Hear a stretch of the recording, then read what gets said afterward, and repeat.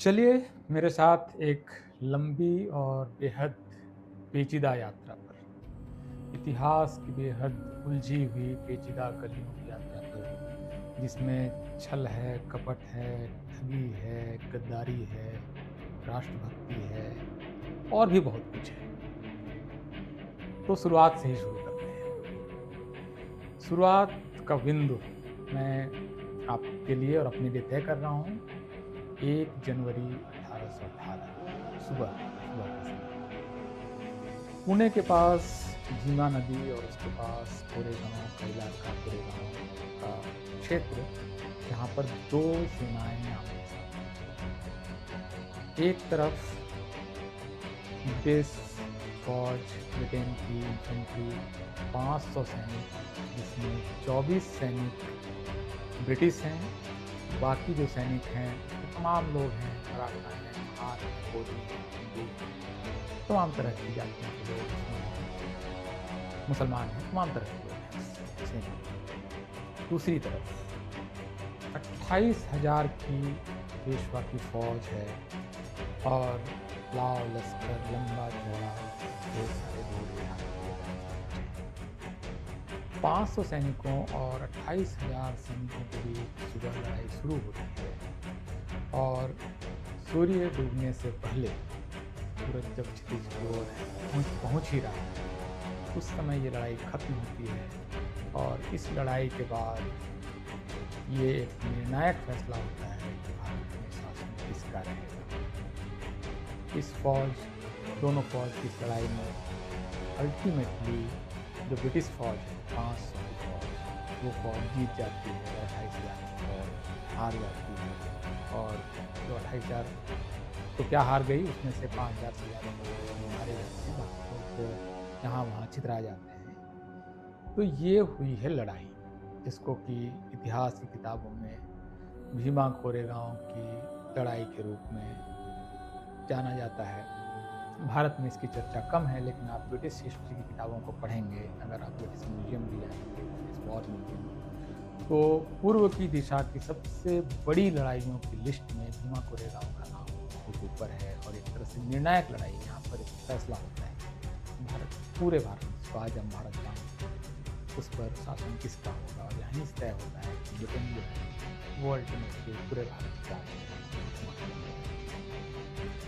इस लड़ाई के बारे में एक बात और महत्वपूर्ण है कि 1927 में जो यहाँ पर सैनिक मरे थे, उनकी स्मृति में एक स्तंभ खड़ा है जिसको ब्रिटेन ने खड़ा किया था फौज ने, जिसको भीमा कोरेगांव स्तंभ के नाम से जानते हैं।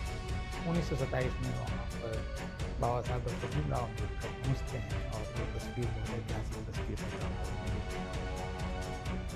आज उस लड़ाई को तमाम तरह से अलग अलग लोग अलग अलग से याद करते हैं और कुछ लोगों के हिसाब से ये जो कहानी है वो भारतीय लोगों के विश्वासघात और दगाबाजी की कहानी है, जबकि विशाल एक जनसमूह है जो वहाँ हर साल इकट्ठा होता है और मानता है कि ये स्वाभिमान की लड़ाई है, ये अपने आप के होने का सबूत देने की लड़ाई है, ये जातिवाद के खिलाफ भारत की एक निर्णायक लड़ाई है, ये भारत को एक लोकतांत्रिक भारत बनाने की दिशा की लड़ाई है, जहाँ पर तय होना है कि जो देश है वो सबका होगा, कुछ का नहीं होगा, कुछ लोग यहाँ छूट रहेंगे, कुछ लोग छूट रहेंगे, नहीं चलेगा। तो एक तरह से भारतीय समाज के समाज बनने की लड़ाई की लोग करते हैं, दोनों तरफ के लोग इसको देखते हैं। अभी हम उससे बात करेंगे कि वैसे कौन सही और कौन गलत। अगर आप इतिहास की किताबों में इस युद्ध को देखेंगे तो आप पाएंगे कि सारी किताबों में NCERT से लेकर स्टेट टेक्स्ट बुक और इवन UPSC की तैयारियों की किताबें और कॉलेज की टेक्स्ट बुक में आप इस युद्ध को थर्ड एंग्लो मराठा वॉर के रूप में इसको दर्ज किया गया। तीसरा ब्रिटिश मराठा युद्ध, जो नाम दरअसल गलत है। और ये क्यों गलत है मैं आपको बताता हूँ। ये नाम इसलिए गलत है कि एक तरफ ब्रिटेन की सेना थी, जो कि सच है, लेकिन दूसरी तरफ मराठा राज नहीं लड़ रहा था। मराठा राज इससे बहुत पहले का मतलब 1775 में ही जो मराठा राज है वो खत्म हो गया था और पेशवाई ने उनका राज कर दिया था। शिवाजी महाराज और संभाजी राजे का जो राज था, जो सातारा से चल रहा था, वहाँ पर एक तख्ता पलट होता है। पेशवा ये तय करते हैं पेशवा का बेटा पेशवा बनेगा और वही राज चलाएगा। तो उन्होंने जो मराठा राजा हैं उसको शिवाजी महाराज के जो वंश है सातारा के किले को एक तरह से सीमित कर देते हैं और राज ले आते हैं पुणे। पेशवाई पुणे से शनिवार बाबा से, जिस पर व्याप्ति बन पेशवा बाजीराव मस्तानी ने उसको देखा होगा कला। तो एंग्लो मराठावान अपने आप में एक गलत शब्दावली है, इसका सही नामकरण जो सच है कि वो एंग्लो पेशवा हुआ और ये लड़ाई पेशवा क्यों हारे इसकी एक अपने आप में कहानी है। क्योंकि जो लोग जब वहाँ के जो तथाकथित अछूत, जिनको उस समय अछूत माना जाता था, कि वो कहे कि हम लड़ना चाहते हैं आपकी सेना में आके, तो ये संभव नहीं था क्योंकि उस समय बाकी जो सैनिक थे वो उनके साथ खड़े नहीं होते, या पेशवा ने भी तय किया कि नहीं उनका हम साथ नहीं ले सकते हैं, संभव नहीं है।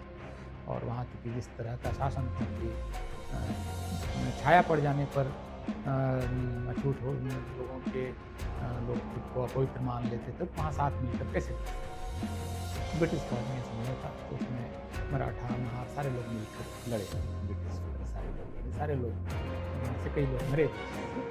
तो ये जो एंग्लो मराठावाद है इसको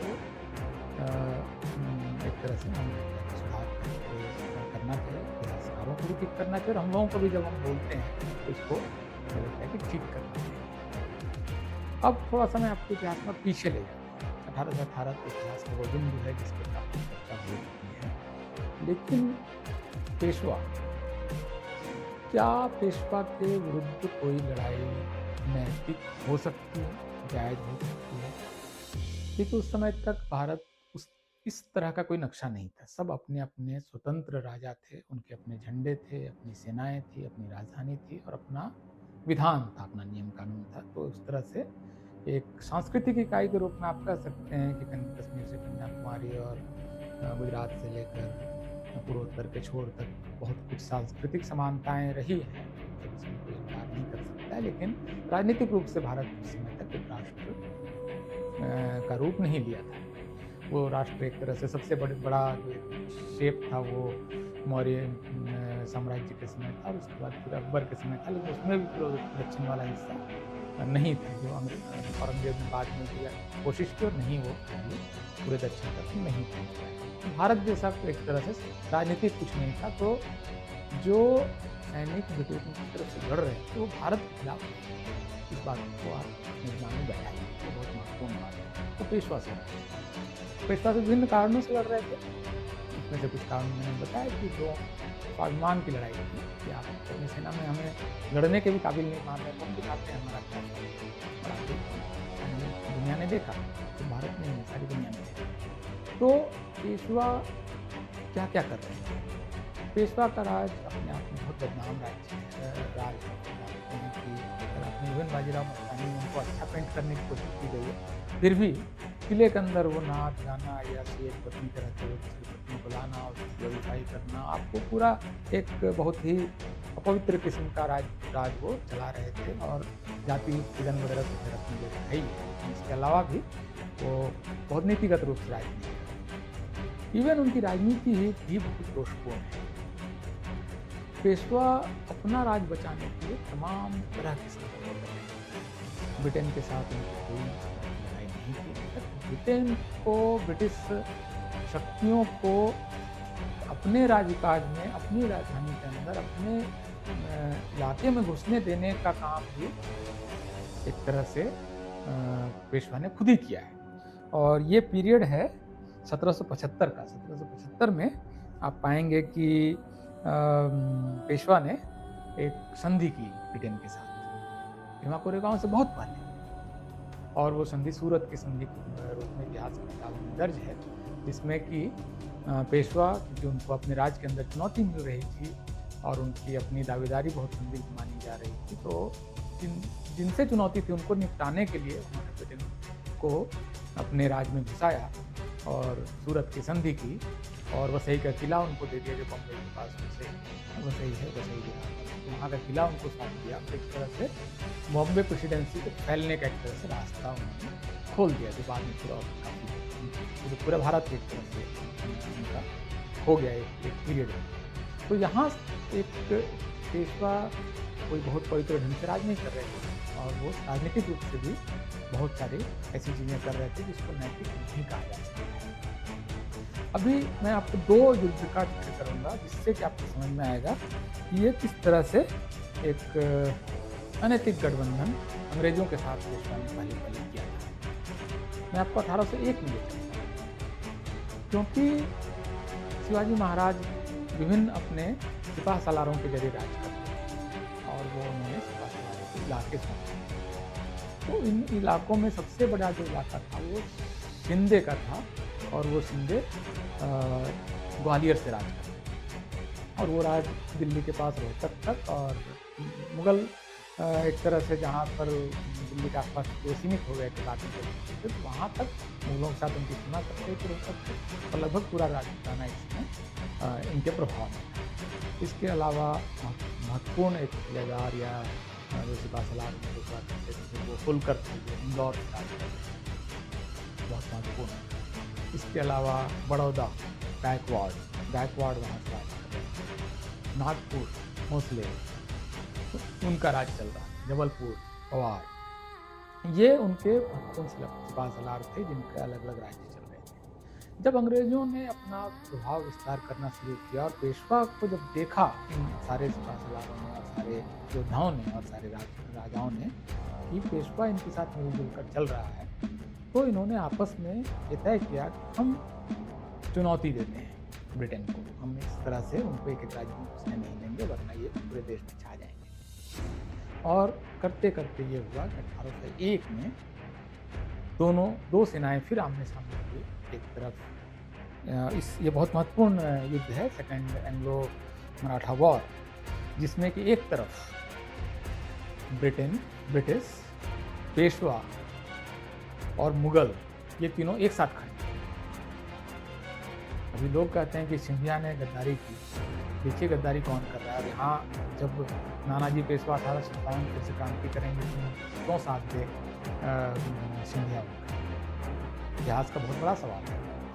अभी जब ग्वालियर, नागपुर और इंदौर, शिंदे, भोसले और होलकर अंग्रेजों से निपटने की तैयारी कर रहे हैं में, तब पेशवा ब्रिटेन और मुगलों के साथ मिलकर इनको हराने की कोशिश कर रहे हैं।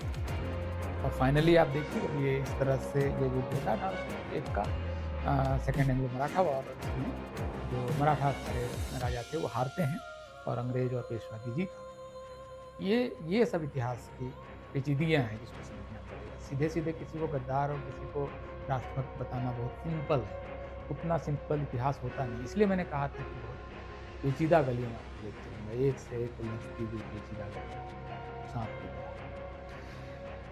इसके अलावा एक और युद्ध होता है जिसकी ओर मैं आपका ध्यान दिलाने की कोशिश कर रहा हूँ, थर्ड एंग्लो मैसूर वॉर, 1790 से 1792, 2-2.5 साल। इसमें क्या हो रहा है कि एक तरफ जब पेशवा की ये सारी हरकतें दिख रही हैं, तब टीपू सुल्तान खड़े होते हैं, हैदर अली खड़े होते हैं कि हम अंग्रेजों को नहीं सुनेंगे, बाकी आपस में तमाम तरह के दो लड़ाइयों में तीसरी लड़ाई 1790 में। अब इसमें लाइनअप देखिए कौन किस तरफ खड़ा है। एक तरफ टीपू सुल्तान खड़े हैं और उनके साथ फ्रांस खड़ा है, जिसका बहुत छोटी ताकत है, लेकिन फिर भी उनके वो तोपखाना वगैरह खड़ा है। दूसरे तरफ कौन खड़ा है? ब्रिटेन के साथ पेशवा, निजाम, सिख और ट्रैवनकोर स्टेट, केरल। ब्रिटेन के साथ पेशवा ने तीसरी संधि की। अपने देश के, अगर देश मान लें उसको, तो अपने देश के एक राजा के खिलाफ पेशवा तीसरी बार संधि करते हैं कि हराना है हमको टीपू सुल्तान को। टीपू सुल्तान के राज में हमको थोड़ा सा हिस्सा चाहिए, कुछ इलाका हमको मिल जाएगा। और फाइनली ये होता है थर्ड एंग्लो मैसूर वॉर में टीपू सुल्तान हारते हैं। मैसूर राज्य का एक हिस्सा निजाम हड़प लेते हैं और एक हिस्सा मराठा लोगों के हाथ में आता है। ब्रिटेन बड़ा हिस्सा लेता है। ब्रिटेन तो ताक में था कि आपस में लड़ें तो ताकि हम अपना रास्ता वो बना ही लेंगे। तो ये इस तरह से अगर आप देखें तो पेशवा जिन हरकतों में थे और जिन हरकतों को वो कर रहे थे सामाजिक रूप से और राजनीतिक रूप से, और उसके अलावा अनैतिक कार्यों में लिप्त, उसके खिलाफ लड़ी हुई कोई भी लड़ाई भारत के खिलाफ लड़ाई नहीं है। वो एंटी इंडियन कोई वॉर नहीं है, और इसलिए उस लड़ाई में ब्रिटेन के साथ थे, वो योद्धा थे और सारे लोग ब्रिटेन की फौज में थे। तो इसलिए अगर कोई किसी जाति को उसका श्रेय भी नहीं लेना चाहिए, तो ये श्रेय भी लेते गलत है कि ब्रिटेन की फौज में सिर्फ महार थे। उस फौज में बहुत बड़ी संख्या में मराठा थे और ब्रिटिश तो थे ही थे। तो और तमाम जाति को जब अंग्रेजों ने उस संकर जाति सेना बनाना शुरू किया, ये बहुत बाद की कहानी है। उस समय तक उस तरह के रेजिमेंट्स नहीं थे जो आज रेजिमेंट्स हैं, ये सब बहुत बात मेरे ख्याल से ये बल्कि उस कहानी के बारे में मैं आपको थोड़ा सा बता ही देता हूँ कि किस तरह से मार्शल रेस थ्योरी आती है क्या क्या। देखिए, ब्रिटेन का ने पहली बार पैर जमाया है बंगाल से। कलकत्ता में वो पहला बनाते हैं गोदाम, और वहाँ पर टिकते हैं, वहाँ पर वो जम जाते हैं। उसके बाद पलासी की लड़ाई होती है, बक्सर की लड़ाई होती है, चलते चलते वो अवध होते हुए लगभग वो उनकी सीमा सटने लगती है दिल्ली के आसपास तक। इसको लेकिन वो बंगाल प्रेसिडेंसी कहते हैं। बेशक वो उसमें बड़ा हिस्सा जो है वो बिहार यूपी का है, लेकिन वो बंगाल प्रेसिडेंसी कहते हैं। और अंग्रेज़ों की सेना में शुरुआती जो लोग आते हैं वो इसी इलाके से आते हैं, बंगाल नेटिव इन्फेंट्री। और इसमें सबसे बड़ी संख्या, इसके बारे में आप अगर भारतीय सेना का इतिहास का अगर आप देखेंगे तो बड़ी संख्या है वहाँ पर आती है इसी यूपी और बिहार से। इसमें शाहबाद और ये जो इलाका है आपका भोजपुर वाला, वहाँ से काफ़ी सैनिक आते हैं, बलिया से लेकर जो पूर्वांचल है वहाँ से। इसीलिए आप देखेंगे कि मंगल पांडे को बंगाल में इन्फेंट्री में है, और अगर उनको ये शक नहीं होता कि इस कारतूस में गाय की चर्बी है, तो उनकी जो बंदूक है वो 1857 एक तरह से भारतीय फौज के इतिहास का एक स्थान बना है, क्योंकि जो ब्रिटिश इंडियन आर्मी है उसमें लगभग जो है वो इसी इलाके से आती है, और उसकी सबसे बड़ी काम, और इसके अलावा फिर राजपूतों की बड़ी। ये सेना जो है, ये जो 1857 का विद्रोह है, क्रांति है, उनका की पहली लड़ाई है, इसकी आप हम से जानना बोलना चाहें। इसमें जब ये सेना लड़ती है अंग्रेजों के खिलाफ, मेरठ से लेकर बैरकपुर ये पूरा क्षेत्र है ये, और इधर दक्षिण में आपको झांसी से ग्वालियर और नीचे ये इस इलाके में जब लड़ाई होती है तो देश के कुछ इलाके इस शामिल नहीं होते, बल्कि वो अंग्रेजों की फौज में उसमें बड़ी संख्या में शामिल। और वो इलाका है आज का जो दिल्ली के बाद का, उसमें पंजाब माना जाता के अंदर आता है। दिल्ली भी उसमें पंजाब का एक जिला था। तो दिल्ली से लेकर हरियाणा, पंजाब, हरियाणा का थोड़ा, राजस्थान का थोड़ा सा इलाका, और उधर फिर लाहौर, पेशावर से होते हुए नॉर्थ वेस्ट फ्रंटियर तक। इस इलाके से अंग्रेजों ने फिर बड़ी संख्या में फौज लाना शुरू किया, और यहाँ तक स्थिति हो गई 1945 आते आते जो ये ग्रेटर पंजाब है, नॉर्थ वेस्ट फ्रंटियर वगैरह मिलाकर, यहाँ के फौजियों की संख्या 58% हो गई। भारत की जो ब्रिटिश इंडियन आर्मी है उसमें, यहीं पर वो ये इलाका जो है वो सेना प्रोवाइड करने लगा, क्योंकि ये जो इलाका थे 1857 में नहीं लड़ रहा था, और इस इलाके से बड़ी संख्या में लोग फौज आने लगा। तो एक तरह से ये भी एक समस्या हुई, बल्कि जब 1947 में विभाजन का समय आया, इस इलाके से मुस्लिम भी बहुत बड़ी संख्या में थे, और टोटल भारतीय फौज में बहुत बड़ी संख्या, लगभग आधी से ज़्यादा संख्या मुसलमानों थे, तो वो इसी इलाके से फौजी ले रहे थे वो। और मार्शल रेस की थ्योरी इसी हिसाब से बनाई गई कि 1857 में कौन हमारे खिलाफ नहीं लड़ रहा था, इससे एक तरह से मार्शल रेस उसको बनाया, और फिर जब एक पीढ़ी लड़ने लगती है तो अगली पीढ़ी भी आ जाती है। जनरेशनल परंपरा है सारी दुनिया में। तो इस इलाके से जाने लगे तो वो फौज की और तैयारी करने लगे, तो उनकी संख्या बढ़ती चली गई। ये एक बड़ी समस्या थी जिसका अब धीरे-धीरे समाधान हो रहा है। मुझे लगता है कि आने वाले 10-15 साल में जो जाति या इलाका आधारित सेना है, वो भारत में रेजिमेंट्स वगैरह है, वो धीरे-धीरे विलीन हो भी रही है, और एक इन्फेंट्री के अलावा अब कहीं पर वो है भी नहीं। ज़्यादातर फौज के अंगों में वो जाति या इलाका आधारित विभाजन नहीं है। इसमें असल में 2 इलाके 1857 के बाद फ़ायदे में रहे, जहाँ से बड़ी संख्या में फौजी आए। एक तो पंजाब और नॉर्थ वेस्ट फ्रंटियर हरियाणा वगैरह का जो इलाका है वो, और दूसरा इलाका नेपाल और उत्तराखंड, जिस बात की तारीख हम जानते हैं, गढ़वाल, कुमायूं, ये एक तरह से कभी गोरखा शासन के अधीन भी था। तो इस इलाके से करीब 20% फौज आए, और पंजाब और नॉर्थ वेस्ट फ्रंटियर से 50% से ज़्यादा फौज आए। कुछ इलाकों से फौज लेना बंद कर दिया, यूपी, बिहार वगैरह से खास करके बहुत कम फौजी लिए गए, और उसके बगैर चलाया देश की पूरी आई, दुनिया में आज की तारीख में पूरी तरह से हारी हुई थी भारत में। खैर, अस्तु। तो यहाँ से असल में जो बात कहना चाहती कि भीमा कोरेगांव को लेकर अलग-अलग चिंतन है, सोच है। एक जो सरकारी चिंतन है, जो टेक्स्ट बुक का चिंतन है, मेरे ख्याल से उसमें दोष है। उसमें दोष ये है कि वो इसको भारत के खिलाफ के तौर पर देखता है, दूसरा वो मराठा और ब्रिटेन के खिलाफ की लड़ाई के तौर पर देखता है, और इस वजह से फिर बहुत सारी समस्याएं। इतिहास के पुनर्लेखन होता रहा है।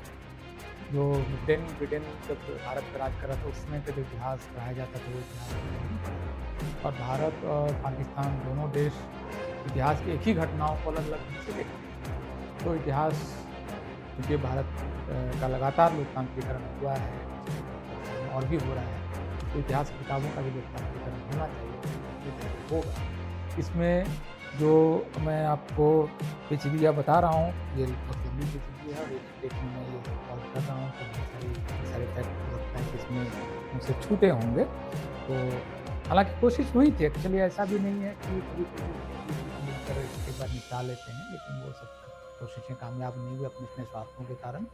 और इसमें एक और आखिरी चीज़ कि सिंधिया को मेरे ख्याल से कोई इस बात के लिए दोषी न ठहराए कि वो युद्ध में क्यों नहीं शामिल हुए।